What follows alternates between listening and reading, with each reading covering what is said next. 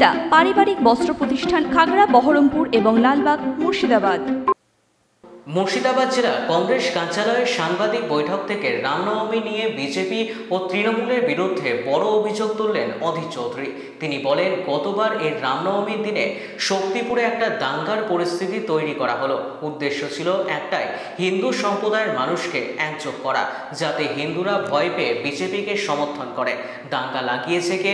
মমতা ব্যানার্জির দল তৃণমূল। তিনি বলেন, এখন তো ভোটের বছর আরও হবে, সেখানটায় দাঁড়িয়ে কতটা তৃণমূল দাঙ্গা লাগাবে, কতটা বিজেপি দাঙ্গা লাগাবে, সেটাই দেখতে হবে।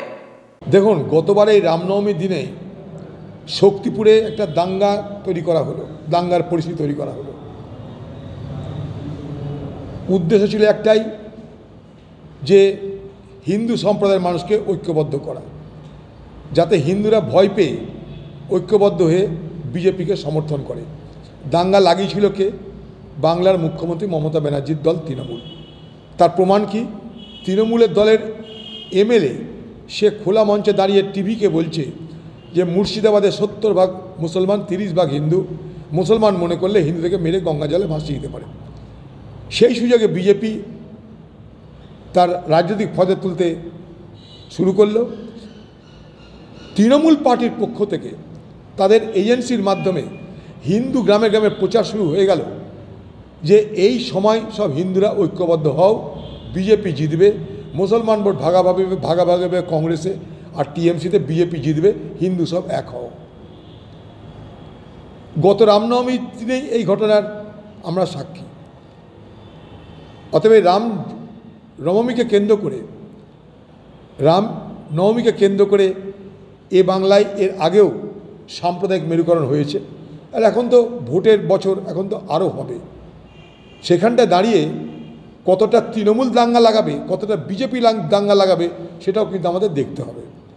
দাঙ্গা উভয় পক্ষ লাগাবে, কারণ দাঙ্গা উভয়কে শ্যুট করবে।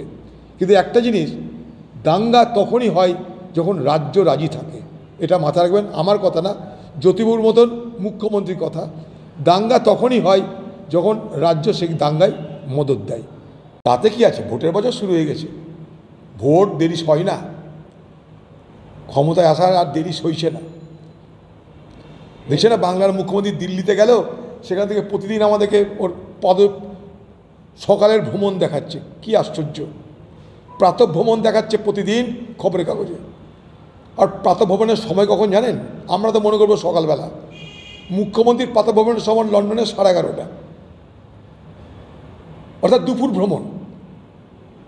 কিন্তু আমাদের কি দেখছি?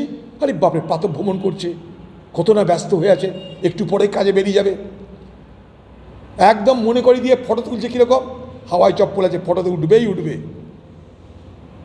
শিল্প কী আছে তার গল্প নেই, কার সঙ্গে কী আলোচনা হলো তার গল্প নেই, চাকরি বাকরি হবে কিনা তার গল্প নেই। কী গল্প? উনি প্রাতঃভ্রমণ করছেন। লক্ষ্য করবেন, তালি মারার জন্য লোক নিয়ে গেছে। উনি এত ধর্মনিরপেক্ষ কথা বলেন, মুসলমানদের জন্য কেঁদে ভাসিয়ে দেন। তার যে ডেলিগেশন, তার যে প্রতিনিধি দল, একটা কোনো মুসলমান সাংবাদিক নেই। কিন্তু কলম পত্রিকায় এত মুখ্যমন্ত্রী কথা বলে, কলম পত্রিকার সম্পাদককে নিয়ে যেতে পারেনি। ওদিকে মোদির ভ্রমণে মুসলমান পাবেন না, এখন দিদির ভ্রমণেও মুসলমান পাবেন না। বড় অদ্ভুত ব্যাপার। কি মিল! এমিল দেখা অমিল। ওয়েস্টার্ন আউটফিট, ফ্যান্সি চুড়িদার, শাড়িতে রকমারি রঙের সমাহার, ফ্যাশনে এসেছে আজ নতুন সুনিতা তোমার আমার